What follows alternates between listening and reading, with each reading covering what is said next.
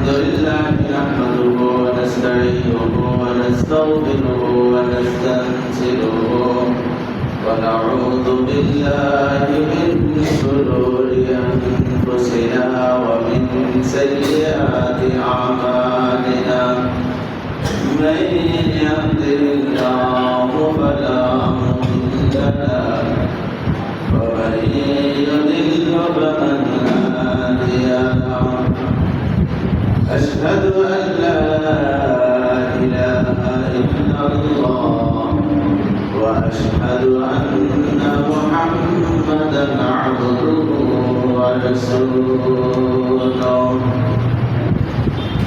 أما بعد فقد قال الله تعالى في كلامه المجيد وفرقانه الحميد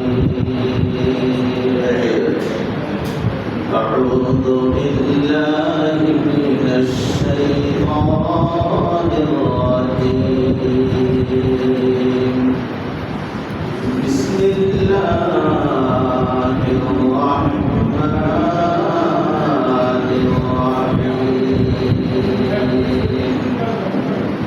وإنك لعلى خلق عظيم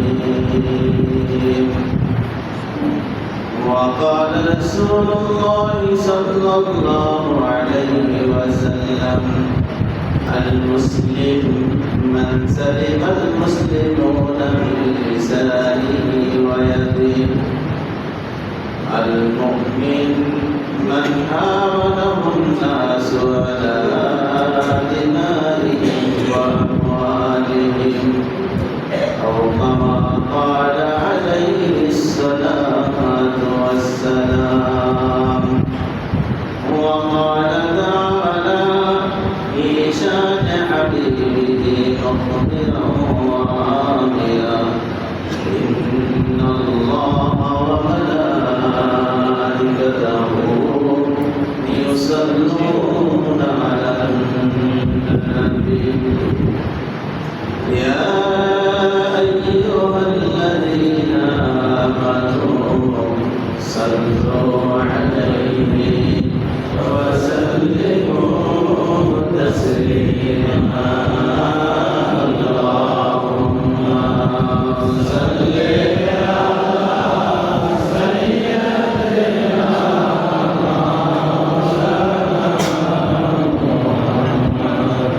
وعلى آل سيدنا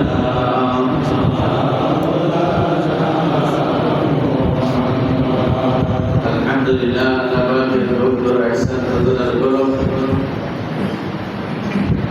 আল্লাহ পাক মেহেরবানি করে আপনি আমাকে মাহে রবিউল আউয়ালের আজকে শেষ জুমায় হাজির হওয়ার মতো হায়াত দান করেছেন, সুস্থ আছেন। পৃথিবীর সবচেয়ে মর্যাদাপূর্ণ স্থান আল্লাহর কাছে ইজ্জত আর সম্মানের জায়গা পবিত্র ঘর মসজিদে আসার মতো আল্লাহ পাক তৌফিক দান করেছেন। কালিমাতুশ শুকর আদায় করে আলহামদুলিল্লাহ।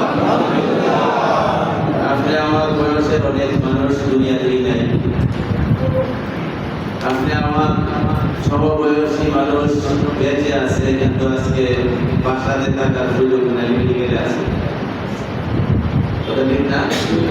সংখ্যায় কম হইলেও এটা বাস্তবতা, আর সংখ্যায় কম কেমনে বুঝবো? মেডিকেলে মনে হয় গেছে বোঝা যায় যে সারা দেশের মানুষ একটু সুস্থ হয়ে গেছে, পেট নিয়ে যে বিড়ম্বনা করতে হয়। আছে নাকি ১৪ কম না, অনেক মানুষই আপনি আমার সমবয়সী, বড় এর চেয়ে আরো বয়সে কম যারা, এরা দুনিয়াতে বেঁচে আছে, কিন্তু আজকে এই জুমার দিনে জুমার জন্য মসজিদে আসার সুযোগ তাদের নাই। আল্লাহ পাক কি বড় মায়া করে, দয়া করে, যে কোনো কারণ উল্লেখ করেন এই কারণে তারা আসতে পারে নাই, আমি আসতে পারছি। সব কিছুর পিছনে তর্ক বিতর্ক করে দেখা যাবে যে একটা জিনিসই কাজ করবে, যে আল্লাহ পাকের বিশেষ দয়া আমার উপরে আছে, এই জন্য আসতে পারছি। কারণ যে কোনো যুক্তি আপনি দেন, আমি দেই যে আমার জ্ঞান আমার এবাদত করছি বড় ভালো, আমার শিক্ষা দীক্ষার দিক থেকে অনেক বড়, রাজনৈতিক দিক থেকে আমার পথটাও অনেক বড়, গদিটা অনেক শক্ত। যতই যুক্তি দেন, প্রত্যেকটা যুক্তির পিছনে বিতর্কের দ্বারা এটাকে খণ্ডন করা সম্ভব হবে। লাস্টে দেখা যাবে যে একটাই যুক্তি কাজে লাগছে, যে আল্লাহ পাক দয়া করছে বিদায় নিয়ে আসতে। কথাটি সবাই সবাই আবার ওদের দিকে বলি আলহামদুলিল্লাহ। আল্লাহ পাকের মেহেরবানি ছাড়া মানুষ এক আমল করার কোনো সুযোগ নেই। আল্লাহ পাকই এক আমলের সুযোগ দান করছেন। বরং বহুত বড় এক গৌরবের বিষয়, যাদের সম্পর্ক আল্লাহ পাক মসজিদের সাথে করার তৌফিক দিয়েছেন। খুব মনে রাখি, মসজিদ শব্দের অর্থ হলো সিজদার জায়গা, যেখানে সিজদা করা হয়। হ্যাঁ, আপনি আমার বাড়িতেও আমরা অনেক সিজদা করি, নফল সুন্নতের সিজদা করি, অসুস্থ হইলেও সিজদা করি, তবে ওইটাকে মসজিদ বলা হয় না। মসজিদের সিজদা, মসজিদের অর্থ যদি সিজদা করার জায়গা হয়, সিজদা তো বাসা বাড়ি দোকান ঘরে অফিসেও হয়, তাকে মসজিদ বলা হয় না কেন? বলে ওইগুলি বানাইছে অফিসের জন্য, আমার বাসা বানাইছি নিজে থাকার জন্য, বানা দেওয়ার জন্য, মসজিদের জন্য বানাই। যদিও মসজিদের কাজটা আমি করি, কিন্তু এই ঘরটা আর কোন উদ্দেশ্য আছে? একটাই উদ্দেশ্য, সিজদা করার জন্য বানানো হয়েছে। এই সিজদার জায়গার সাথে যাদের সম্পর্ক থাকে, আল্লাহর হাবিব বলেন যে আমার সাহাবারা ও আমার উম্মতেরা সাক্ষী দিতে পারো যে আল্লাহ পাক তাদের ভিতরে ঈমান দান করেছেন। পৃথিবীতে যুগ যুগ ধরে যত নবী আসছেন, যত রাসূল আসছেন, লক্ষাধিক নবী রাসূল পৃথিবীতে আগমন করছেন। ওদের ঠিক একদম ডাইরেক্ট ভাবে সংখ্যা বলা যায় না, যেহেতু আল্লাহ পাক নিজেই কোরআনের ভিতরে বলে দিয়েছেন, আমি অনেক নবী রাসূল পাঠাইছি তোমাদের কাছে, কিছু নবী রাসূলদের নাম তোমাদের পবিত্র কালামে আমি বর্ণনা করে দিয়েছি, তোমরা যেতে বানাইছো। আর অনেক নবী রাসূলের নাম আমি কোরআনে উল্লেখ বলা সম্ভব, যেহেতু উল্লেখ নাই, এই জন্য একটা সাম্রাজ্য সংখ্যা বলা হয় লক্ষাধিক নবী রাসূল আল্লাহ পাক পৃথিবীতে পাঠাইছেন। সকলের মাকসাদ, সকল নবীদের উদ্দেশ্য ছিল যে আল্লাহ পাক এই নবীদের মেহনতের দ্বারা এই দুনিয়ার মানুষগুলি যেন আখিরাতমুখী হয়ে যায়। যতদিন দুনিয়া থাকবে, ইমানদারের জিন্দেগি, মুসলমানের জিন্দেগি তারা মুসলমানের জিন্দেগি পালন করবে। আর এদের সীমানা হলো এই দুনিয়াটাই না, ঠিক এই দুনিয়া হায়াতটা যেদিন শেষ হবে, সেই দিন হবে মহা পরীক্ষার বিষয়, যে এই বন্ধাগুলি নবীদের তালিম আর শিক্ষা দীক্ষা নিয়ে মৃত্যুর সময় ইমানটা ধরে রাখতে পারছে কিনা। সবচেয়ে বড় কামিয়াবি আর সফলতা হবে তখন, যদি সে ইমান আর মুসলমানি নিয়ে কবরে দিতে। যে লোকটা মুসলমানি আর ইমান নিয়ে কবরে গেল, আল্লাহ পাকের কোরআনের বর্ণনা, সেজন্য বিশাল সফলতা অর্জন করে জান্নাতে পেয়ে গেল। সমস্ত নবী রাসূলদের টার্গেট, নবী রাসূলদের আমরা যদি প্রথম থেকেই পর্যালোচনা করি, মাস্টার মহিয়ে কামে রবিউল আউয়াল, আমরা শুরু থেকে এবং অনেক আগ থেকেই সিরাতুন নবী, মিলাদুন নবীর উপর আলোচনা করতেছিলাম। মাস্টার শেষ, এই জন্য তার সাথে আরো আমরা সামনে আলোচনা করি অবশ্যই, কিন্তু এই মাসের সাথে সম্পর্ক রেখে তার জিন্দেগির সংক্ষিপ্তভাবে আমরা একটা ফিনিশিং জানার চেষ্টা করি। সমস্ত নবীদের আগমনের সিস্টেম আমরা দেখতে পাই যাচাই বাছাই করে, যে অনেক নবী আসছিলেন একটা নির্ধারিত সময়ের জন্য।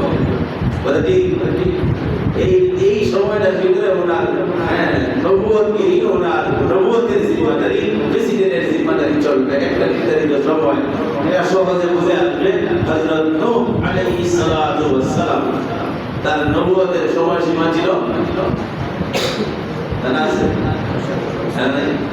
কতদিন আমরা নিজের মধ্যে আলোচনা করছি? 950 বছর।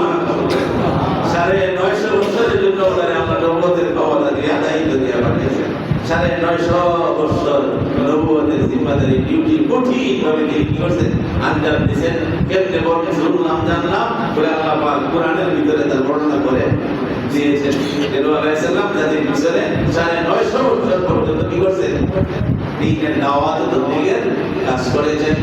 একটা সময় বাঁধা বনি ইসরাইলের ভিতরে কিতাবে আসছে ৭০,০০০ নবী আসছে। লক্ষাধিক নবী রাসূল যদি বলি ৭০,০০০-এর সংখ্যাটা তো পুরোটা মিলে গেছে।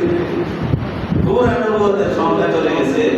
হযরত মুসা আলাইহিস সালামের যে বংশ ছিল বনি ইসরাইল, এই বনি ইসরাইলের ভিতরে ৭০,০০০ নবী আসছে। শ্রেষ্ঠ নবী ছিলেন হযরত মুসা কালিমুল্লাহ আলাইহিস সালাতু ওয়াস সালাম। নূহ আলাইহিস সালামের জমানা নির্ধারিত, কিন্তু এই ৭০,০০০ নবী বনি ইসরাইলে যারা আসছে, শ্রেষ্ঠ নবী মুসা আলাইহিস সালাম পর্যন্ত ওনার নবুয়তের বাউন্ডারি নিচে তোমার নবুয়তের এই ক্যাপাসিটি কার্যকলাপ চলবে, কার্যকলাপ সম্পাদন করবে শুধু ইসরাইলতে করবে। এটা জাতির চক বানায় দিয়েছে, এর বাইরে তোমার জিম্মাদারি নাই। এমপি, মন্ত্রী, চেয়ারম্যান এর জন্য নির্ধারিত এরিয়া যেরকম, এরকম ভাবে হযরত মুসা আলাইহিস সালাম কি বলছে, বনি ইসরাইলের জন্য তুমি টাকা অমুক আসনের জন্য এমপি, তুমি অমুক ওয়ার্ড কয়েকটা মিলায় কয়েকটা ইউনিয়নের জন্য তুমি চেয়ারম্যান, তুমি কমিশনার, বাগ আছে না নাই? এইরকম ভাবে হযরত মুসা আলাইহিস সালামকে দিয়ে দিয়েছে যে তুমি বনি ইসরাইলের জন্য। ধারাবাহিক অনেক লম্বা কথা অনুমান দিন। আমাদের নবীর বেলায় শুধু মনের ভিতরে প্রশ্ন নিবেন আর উত্তর দিবেন, নির্ধারিত সীমা আছে, সময় আছে? নির্ধারিত সময় নাই, কারণ তার এটা শুধু শুরুই হয়েছে, শেষটা তো আমরা করে নাই, উল্লেখ করে নাই। আর শুরুটা বলতে তো আমরা আলোচনা শুনছি, শুরুটা কখন? হযরত ঈসা আলাইহিস সালামের পরে শুরু, এই দুনিয়ার সিস্টেম ঈসা আলাইহিস সালামের পরে শুরু। হযরত জিবরাইল আলাইহিস সালাম জিজ্ঞাসা করে, ইয়া রাসূলুল্লাহ, ইয়া হাবিবাল্লাহ, আপনি কোন দিন নবী হইছেন? খুব মনে রাখবেন, কোন দিন আপনি নবী হইছেন? জিবরাইল নবী বলেন, আমার নবুয়তের বয়স জানতে যাও, তবে মনটা চাই জানতে। বলে কেন প্রশ্ন আসলো? প্রশ্ন আসলো যে যতবার আল্লাহ পাক কুদরতের ভাবে আরশের দিকে তাকানোর সুযোগ দিয়েছে, এই জায়গায় দেখছি আপনি মুহাম্মাদের নাম লেখা, লা ইলাহা ইল্লাল্লাহ মুহাম্মাদুর রাসূলুল্লাহ। বলে এরপরে যত ফেরেশতাদের সাথে সাক্ষাৎ হয়েছে সবটির ব্যাপারে লেখা লা ইলাহা ইল্লাল্লাহ মুহাম্মাদুর রাসূলুল্লাহ। হে আল্লাহর হাবিব, যতবার জান্নাতে ঢোকার সুযোগ পাইলাম, জান্নাতের কাছে কাছে ডালে ডালে, বলে না শুধু কাছে নয়, ডালে নয়, জান্নাতের প্রত্যেকটা পাতায় পাতায় লেখা লা ইলাহা ইল্লাল্লাহ মুহাম্মাদুর রাসূলুল্লাহ।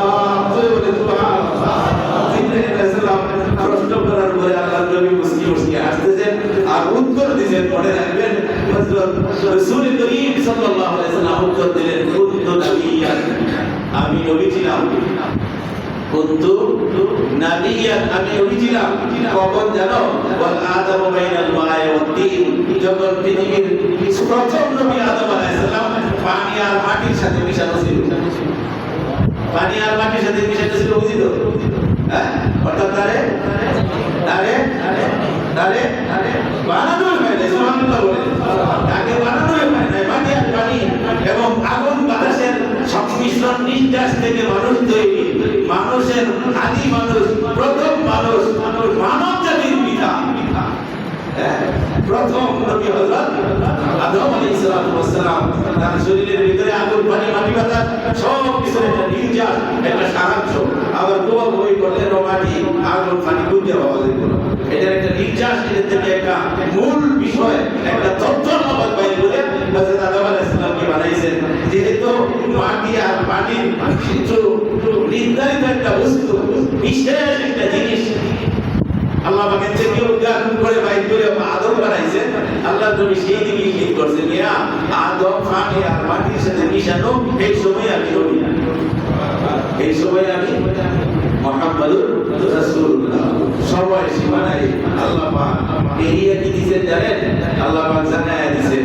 এই যে আরেকদিন আলোচনা করছিলাম, হযরত ফেরেশতারা যখন একটা জাহান্নামী ব্যক্তি বলে মুহাম্মাদের নিয়ে জাহান্নামের দিকে দৌড় দিবে, হযরত আদম আলাইহিস সালাম বলবে আইনা ইয়া মুহাম্মদ, মুহাম্মদ তুমি কই? আল্লাহু আকবার বলে বলেন লাব্বাইকা ওয়া সাদাইকা, আপনি তো মানব জাতির পিতা, এই হিসাবে আমার পিতা বলেন আমার কি করবে, কি করব? কয় না, আমার কিছু করতে হবে না, এই উম্মতটার দিকে তাকায় আমি বুঝতে পারছি এটা আখিরি জামানা, তোমার উম্মত এত জাহান্নামের দিকে যাইতেছে, ফেরেশতারা নিয়ে যাইতেছে। আল্লাহর নবী যাবেন সেখান থেকে হাত তুলে ডাক দিবেন, কিন্তু ফেরেশতারা নিজের ইচ্ছায় যায় না, আল্লাহর হুকুমে যায়। ডাকের নবী হুকুমটা কার? আদেশটা আল্লাহ। ডাক দেয় পিছন দিয়ে নবী, ফেরেশতারা গতি ঠিক রাখবে। কিতাবের ভিতরে আসছে যখন ফেরেশতারা চলতেই থাকবে আল্লাহ পাক ডাক দিবেন, কত বড় সাহস তোমাদের! সুবহানাল্লাহ, এই ফেরেশতারা কত বড় সাহস তোমাদের! আমার রাহমাতুল লিল আলামিন ডাকে এরপরে সামনে কদম বাড়াও, এরপরে সামনে যাও, সাহস তোমাদের কত!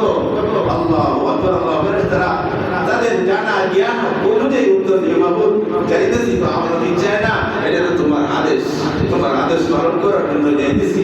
আল্লাহ পাক ডাক দিয়ে বলে দিবে, আজকের এই দিনের জন্য আমার আদেশ মানা যেরকম তোমাদের ফরজ, ঠিক আমার বন্ধুর কথা শোনাও ফরজ। जहाँ तुम्हें रबूबियत खुदा की, वहाँ तो है नबूवत मुस्तफा की। मोहम्मद मुस्तफा जाने खुदा को, खुदा जाने मोहम्मद मुस्तफा को। अल्लाहु আকবার।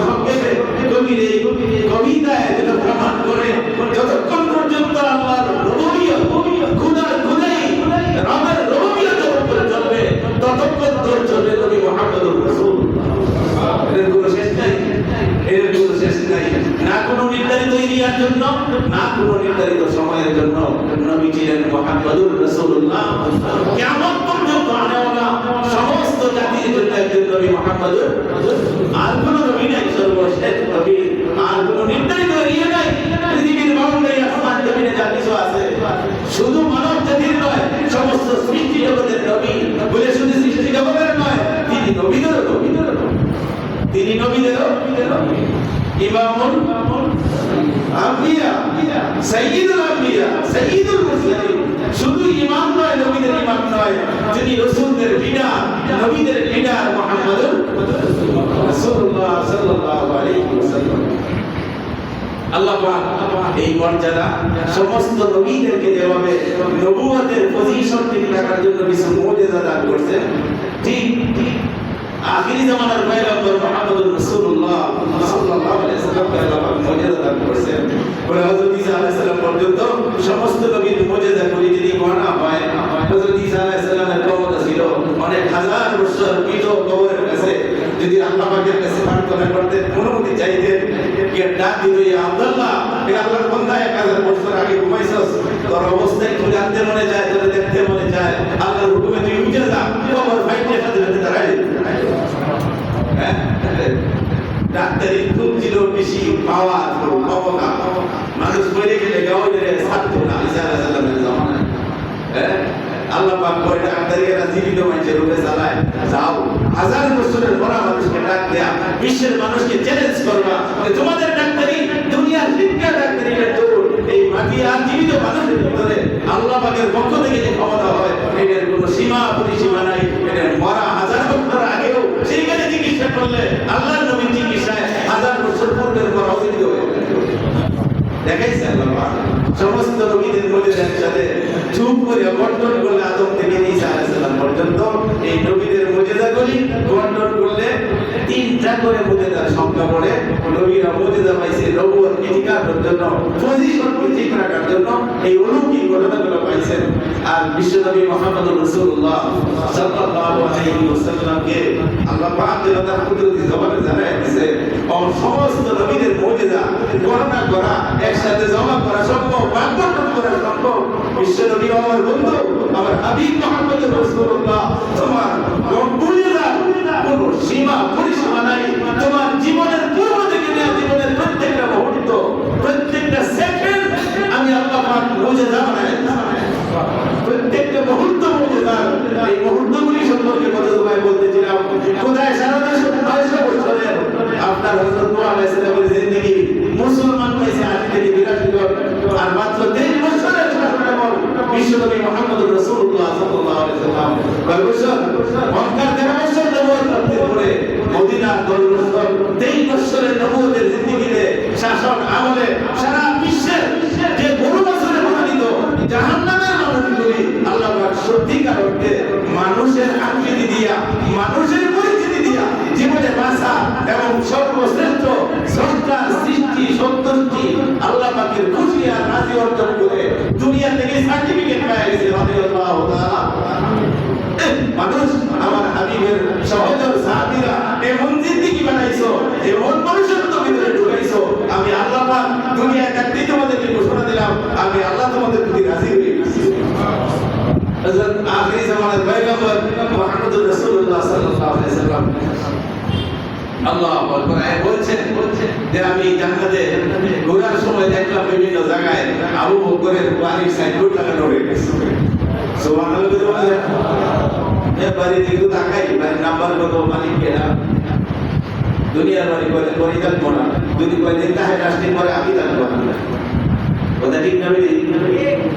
এইটা নষ্ট হইব, নেমপ্লেট সুবিধারি হইব, বদলানি শুধু প্রথম সৌভাগ্য আল্লাহ হাবিব বলেন আবু বকর জান্নাতে ঘোরার সময় দেখছি তোমার সাইনবোর্ড লেগে গেছে। এরপর জান্নাতে ঘোরার সময় দেখছি তোমার জান্নাতের ভিতরে বাউন্ডারি দিয়া তোমার নামের সাইনবোর্ড লাগানো হয়ে গেছে। কি পরিবর্তন করলেন বিশ্বনবী মুহাম্মদুর রাসূলুল্লাহ সাল্লাল্লাহু আলাইহি ওয়াসাল্লাম। এই জন্য এই পৃথিবীর চ্যালেঞ্জের যুগে আমরা মুসলমানরা একমাত্র দাবি করতে পারি বিশ্ব মানবতার মুক্তির দূত ছিলেন মুহাম্মদুর রাসূলুল্লাহ সাল্লাল্লাহু আলাইহি ওয়াসাল্লাম। রাসূলের পূর্ণ জামানায় গত দুয়ায় বলছিলাম কিসের পরিবার, কিসের সমাজ, কিসের পিতামাতা, কিসের স্বামী স্ত্রী, কোন রকমের চিন্তাভিন্ন ছিল না। আইন নিয়ম বলতে কোন নাই, না ব্যক্তি জীবনে না পারিবারিক জীবনে। রাসূল আসলে ইসলাম নিয়ে মানুষকে মানুষ হিসাবে বাঁচতে শিখাইলেন, পরিবারের বন্ধন তৈরি করলেন, বন্ধন দিয়া ইসলামটা পুরোটা মানুষের ভিতরে ছেড়ে দিয়েছেন। সুবহানাল্লাহ। মুসলমান সাহাবাদের দুইটা হাদিস আমাদের সামনে তেলাওয়াত করছি, অনুবাদটা মনে রাখবো যে ইসলাম কোথায় আর আমরা কোথায়। বিশ্বনবী মানবতার মুক্তির দূত হিসাবে জীবনে রাইকা 23 বছরের জিন্দেগিতে সারা বিশ্বের জন্য কিয়ামত পর্যন্ত আনেওয়ালা মানুষের জন্য কি সবকটা দেয়া গেছে, বইয়ে গেছেন। 10 লক্ষের মতো হাদিস আছে বিশ্বনবী মুহাম্মদুর রাসূলুল্লাহ সাল্লাল্লাহু আলাইহি ওয়াসাল্লামের কমেন্ট। এর ভিতরে মৌলিক কিছু হাদিস আল্লাহর রাসূল দেখেছে এই বিশ্বের মানুষের সবকের জন্য। জুমার দিন জুমার নামাজ পড়বা মুসলমানের বিশেষ বৈশিষ্ট্য, দলি হলে হজ করবা মুসলমানের বিশেষ বৈশিষ্ট্য, দলি হলে যাকাত দিবা মুসলমানের বিশেষ বৈশিষ্ট্য। ও আমার উম্মতেরা সাবধান, মুসলমানের সংজ্ঞা দিয়েছি আল মুসলিম মান আমানা বিন নাস মান সালিমাল মুসলিমুনা মিন লিসানি ইয়াদিহি। আমি নবীর ভাষায় আমি মানবতার মুক্তির দূত তোমাদের কাছে মুসলমানের পরিচয় দিয়ে গেলাম। এইটা হবে মুসলমান যার হাত থেকে তার মুখ থেকে পৃথিবীর সারা মানুষ নিরাপদে থাকে। তার মুখের দ্বারা একটা মানুষের, তার হাতের দ্বারা একটা মুসলমানের জানমালের ক্ষতি হলে, জানমালের ক্ষতি হলে যদি কেউ তাকে পৃথিবীর আসমানের তলে জমিনের উপরে এই হাদিসের অন্য কোনো অর্থ করা কোন সুযোগ আল মুসলিম মান সালিমা। আসসালামু আলাইকুম, তোমার শান্তি হোক। মান সালিমা, এই সালাম থেকে মান সালিমাল মুসলিমুনা, যারা শান্তিতে থাকতে দেয় তার মুখ থেকে জবান থেকে। কি শান্তিতে থাকতে দেয়? মানুষের জীবন আর মানুষের সম্পদ। যার হাতে মানুষের জানমালে নিরাপত্তা নাই, যত নামাজ আর জুমা আর হজ আর যাকাত আমাদের দেখে আল্লাহর হাবিব বলতে দেখেছে মুসলমানের খাতায় নাম পাইবা। বলতে সাবধান, সময় শেষ। আল মুমিন মান আমানা বিন নাস, একই অর্থ। আল মুমিন, মুমিনের পরিচয় দিবা, মুসলমানের পরিচয় দিবা। আল মুমিন মান আমানা বিন নাস আলা দিমাইহি ওয়া আমওয়ালিহি। মুমিন হলো সে যে ব্যক্তিকে মানুষ জান আর মালের ব্যাপারে বিশ্বাস করতে পারে। সুবহানাল্লাহ। মাল আর জানের ব্যাপারে বিশ্বাস করতে পারে। এই লোকটার দ্বারা এই মুমিনের দাবিদার, উম্মতে মুহাম্মাদের দাবিদার, তারা পৃথিবীর মুমিন না মুসলমানরা কোন মানুষের জান মালের প্রতি হওয়া সম্ভব না। রাসূলের হাদিস পরিবর্তন করার সুযোগ নাই। এগুলাকে ইসলামের মৌলিক হাদিসের ভিতরে রাখা হয়েছে। আল্লাহু আকবার। লাগায় দিয়েছে যারা হাত আর মুখকে কন্ট্রোল করবে না মুমিন, যারা হাত আর মুখকে কন্ট্রোল করবে না মুসলিম। বলে যারা করলো না তো এরা কাফের। বলে আর কি? বলে আরেকটা আছে আছে মাঝখানে আরেকটা নাম আছে না নাই? কাফের আর মুসলিম মুমিনের মাঝখানে ঠিক আছে মুনাফিক। বন্ধুরা বড় গভীরভাবে চিন্তা করবেন, কোথায় নামাজ, কোথায় যাকাত, কোথায় আপনার হজ, মসজিদ, মাদ্রাসা বানানো, মুসলমান সন্তান, মানবতার জন্য ইসলাম, মানুষের জন্য ধর্ম ইসলাম, মানুষের সব কিছুর ব্যাপারে আল্লাহ আপনি প্রদান করেন। বলে গেলেন যে সবচেয়ে কঠিন প্রতিবাদ ইসলামের, সবচেয়ে বেশি ক্ষতি করে মুসলমানদের আরেকটা দল আছে, এরা নয় কাফের, এরা নয় মুশরিক, তার নাম কি? তার নাম কি? মুনাফিক। মুনাফিক কারে কয়? মুনাফিক কারে কয়? বন্ধুরা খুব সাবধান করে শুনবেন।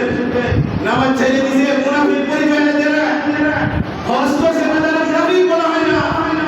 মুনাফিক কারে কইছে? যারা মানুষের সাথে গাদ্দারি করে। সুবহানাল্লাহ বলেন। মানুষের ধর্ম ইসলাম, মানবতার মুক্তির ধর্ম ইসলাম, মানবতার মুক্তির ধর্ম ছিলেন বিশ্বনবী মুহাম্মদ। মুনাফিকের সংজ্ঞা আনেন, মুমিনের সংজ্ঞা শিখছেন। কাফের তো যারা আল্লাহকে অস্বীকার করে, মুশরিক তো যারা আল্লাহর সাথে শরীক করে, মুনাফিক কারে কয়? ওই এরা দেখতে অনেকটা মুসলমানের মতো, নাউযুবিল্লাহ দেখতে মুসলমানের মতোই, কাজ করবো মুসলমানের মতোই করে। মুনাফিক ডাকেন কেন? কই না নামাজ পড়ে যাকাত দেয়, করে মুনাফিক কইবেন কেন? কই মানবতার ধর্ম ইসলাম, মানুষের ধর্ম ইসলাম। সুবহানাল্লাহ বলে। মানুষের সাথে যাদের ব্যবহার ঠিক নাই, মানুষের সাথে যাদের গাদ্দারি করে, মানুষের জান মালের শত্রু যারা, দুশমন যারা, এরা ইসলামের পরিচয় অর্জন করে সুযোগ মুমিনের সংজ্ঞা, মুনাফিকের সংজ্ঞা নেন। আল্লাহ রাসূল বলেন আলামাতুল মুনাফিকি সালাসা। খুব মনে করি সত্য হাদিস, ইসলামের মৌলিক হাদিসের একটা হাদিস। মুনাফিকের চিহ্ন যেরকম মুমিনের চিহ্ন পাইছো, মুসলমানের চিহ্ন পাইছো, বন্ধুরা চিহ্ন নাও মুনাফিক। বড় কষ্ট, বড় ক্ষতিকর, কাফের মুশরিকের চেয়েও বেশি তাদের ঠিকানা। কাফের মুশরিকের চেয়ে আরো ভয়ঙ্কর শাস্তির জায়গা। ইন্নাল মুনাফিকিনা ফিদ দারকিল আসফালি মিনান নার। জাহান্নামে যাবে মুশরিক, জাহান্নামে যাবে কাফের। এই দুনিয়ার বিধর্মীরা, নাস্তিকরা, বেঈমানরা, মুনাফিক সাবধান, তোমার ঠিকানা হবে কাফের, মুশরিক, বেঈমান ব্যক্তিদেরও আরো অনেক নিম্ন দেশে। নাউযুবিল্লাহ বিদানে মুনাফিকরা আল্লাহর নবী চিহ্ন দেখেছেন আলামাতুল মুনাফিকের সালাসা। অন্তরের ভিতরে কি জানেন কি? যদি জীবনের শেষ সম্পদ ঈমানের নাম নিয়ে, মুসলমানের নাম নিয়ে কবরে যেতে চাই, এই হাদিসগুলা একদম কসমে এতে রাখতে হবে, না হলে ঈমান নিয়ে দুনিয়া থেকে যাওয়া সম্ভব আলামাতুল মুনাফিকের সালাসা। অনুবাদ করে আজকের মতো আলোচনা শেষ। মুনাফিকের নিদর্শন তিনটা। কয়টা? তিনটি। মুনাফিকের নিদর্শন অনেক লম্বা না, অবস্থ না রাখার বিষয় না, মুমিন বুঝে গেলে চলবে না, খুব সংক্ষিপ্ত সিলেবাস। এইটা যদি ফেল করো, ঈমানের কোর্স তোমার কমপ্লিট হবে না, ইসলামের কোর্স সিলেবাস তোমার কমপ্লিট হবে না। ঈমান আর ইসলাম নিয়ে কবরে যাওয়া সম্ভব। আলামাতুল মুনাফিকি সালাসা। আল্লাহ নবী নিজের পবিত্র সহিহ হাদিসে বলতেছেন মুনাফিকের নিদর্শন তিনটা। পয়সা হাদাসা কাযাবা। এক নাম্বার মনে রাখি, ওইটা মুনাফিক। নামাজ রোজা হজ যাকাত সব ঠিক আছে, কথা কয় বলে, মিথ্যা কথা বলে। নাউযুবিল্লাহ বলে, নাউযুবিল্লাহ সব ঠিক আছে, কথা কয় বলে, মিথ্যা কথা বলে। কে কইছে কথা? হুজুররা কইলে তো বলেছিল, এটা আল্লাহর নবীর হাদিস তো, কিছু এর সাথে বেয়াদবি করা যাবে না, গেলে ঈমানটা শেষ হয়ে যাবে। ইয়া হাদাসা কাযাবা, কথা বলে মিথ্যা কথা কয়। আরেকটা কি? এটা কি আল্লাহর সাথে কইছে না? কথা কার সাথে কয়? মানুষ কথা কার সাথে কয়? গরুর সাথে, ঘোড়ার সাথে, উটের সাথে। এইগুলা তো হাইওয়ান প্রাণী, কিন্তু নাশকতিহীন প্রাণী। কথা বলতে পারে, কথা হাইওয়ানের নাতে তার নাম ইনসান। আল ইনসানু হাইওয়ানুন নাতিকুন। কথা বলার অধিকার পাইছে মানুষ, কথা বলে মানুষের মানুষের সাথে কথা কয়। নবীরাও নাকি আল্লাহর সাথে কথা বলছে। দুনিয়ার মানুষ মানুষের সাথে কথা কয়। যে লোকটা মানুষের সাথে কথা বললে মিছা কথা কয়, লাইসা হুয়া মুসলিম, লাইসা হুয়া মুমিন, বাল হুয়া মুনাফিকুন খাসুন। এটা একদম নির্ভীক মুনাফিক। নাউযুবিল্লাহি। মানুষের ব্যবহার, মানুষের ধর্ম ইসলাম খুব মনে রাখো। যে আজকে নাস্তিকরা বড় মাথা তুলে কথা কয়, ইসলামের ভিতরে মাথা কথা নাই। চ্যালেঞ্জ, ইসলামের সামান্য থেকে সামান্য, ক্ষুদ্র থেকে ক্ষুদ্র বিষয় দেখাইতে পারবে না যা মানবতার স্বার্থের বিরুদ্ধে। মানবতার ধর্ম ইসলাম, মানবতার মধ্যে কথা কয় মানুষের সাথে। যে মানুষটা মানুষের সাথে কথা বললে মিছা কথা কয়, নবী বলেছেন মুনাফিক। ওয়াইদা ওয়াইদিতুমিনা খানা। যদি তার কাছে আমানত রাখা হয়, আমানতের খেয়ানত করে। কি করে? মনে থাকবো না, কঠিন জিনিস। আমানত কার কাছে রয়েছে? মানুষ কাছে না জিনার ফেরেশতার কাছে? একটা মানুষ আমানত রাখে কার কাছে? কোনো মানুষের কাছে আমানত নাই, কোনো ফেরেশতার কাছে আমানত রাখার সুযোগ নাই। আমানত একটা মানুষ আরেকটা মানুষের কাছে রাখে। যে মানুষটা আমানতের খেয়ানত করে, লাইসা হুয়া মুসলিমুল মুমিন, এটা মুমিন না, এটা মুসলমান না, এটা মুনাফিক। কে বলছেন? কে বলছেন? কষ্ট পাইতেছে? নিরবতা দিলে আমার ভয় লাগে, আঘাত দিলে আঘাত লাগার সুযোগ নাই। কারণ আমি ইমানের দাবিদার, আমি মুসলিমের দাবিদার। চাই জীবনটা মুসলমানের ভাবে পরিচালিত হোক। যাওয়ার সময় মুসলমানি দিয়ে কবরে যাইব না, ঠিক না? এই আশা সবার না? তো আল্লাহ বলে দেখে সবাই তো আশা করি, আল্লাহ তুমি ইমান দান করো, তোকে আমি বলি ইসলাম দান করো। আল্লাহ সবচেয়ে বড় নিয়ামত, বরং মৃত্যুর সময় আমাদেরকে ইসলাম আর ইমান নসিব করো। সকলে বলি আমি কয়টা বেশি আর একটু সময় বেশি না, আরেকটা দেখতে না সহজ জিনিস। ওয়াইদা ওয়াদা ওয়াখলাফা আখলাফা, ইদা ওয়াদা আখলাফা। যখন মানুষের উপর কন্ট্রাক্ট করে, চুক্তি করে, ওয়াদা করে, সহজ যেমন ওয়াদা করে, ইদা ওয়াদা, ওয়াদা শব্দ নাই, এটা আরবি শব্দ। ইদা ওয়াদা আখলাফা, যখন মানুষের সাথে কোনো কন্ট্রাক্ট করে, যখন মানুষের সাথে কোনো চুক্তি করে, এর ভেঙে দেয়, ভঙ্গ করে দেয়, ঘুরে বলে নাউজুবিল্লাহ। তিনটা কথা বলে, তিনটা কথা কয়, আমানত রাখলে খেয়ানত করে, ওয়াদা করলে মনে থাকবো তো? চেষ্টা করবো তো এদিকে বাইরে আসা? চেষ্টা করবো তো সবাই? আল্লাহ আমাকে, আপনাদের সকলকে, সারা জাহানের উম্মতকে এই মুনাফিকের মধ্যে থেকে, সংঘাত থেকে বাইরে হইয়া নিজে একজন মুসলমানের পরিচয় তার হাত আর মুখের দ্বারা এই পৃথিবীর জনগণের মানুষের জানমালের কি হবে না? ক্ষতি হবে না। জানমালের ক্ষতি হবে না। দুইটা শব্দ গেলে জান আর তার প্রাণের আশঙ্কা নাই, তার কষ্টের অর্জিত সম্পদের কোনো আশঙ্কা নাই। আল্লাহ বুঝার বানার তৌফিক দান করুন। মাহে রবিউল আউয়ালের শেষ জমায় রাসূলের সিরাত থেকে শুনলাম, রাসূল আমাদের জন্য যে সিরাত, যে আদর্শ রেখে গেছেন, মৌলিক কয়েকটা দিক এখান থেকে আলোচনা করছি। জীবনের শেষ পর্যন্ত সত্যের সাথে যে কোনো কষ্টের বিনিময়ে তাকে ধরে রাখার, আমল করার, কবর পর্যন্ত নিয়ে যাওয়ার আল্লাহ তৌফিক দান করেন। আমিন। ওয়া আখিরু দাওয়ানা আলহামদুলিল্লাহি রাব্বিল আলামিন ওয়া সলাতু ওয়া সালামু আলা সাইয়্যিদিল মুরসালিন। যারা সুন্নাত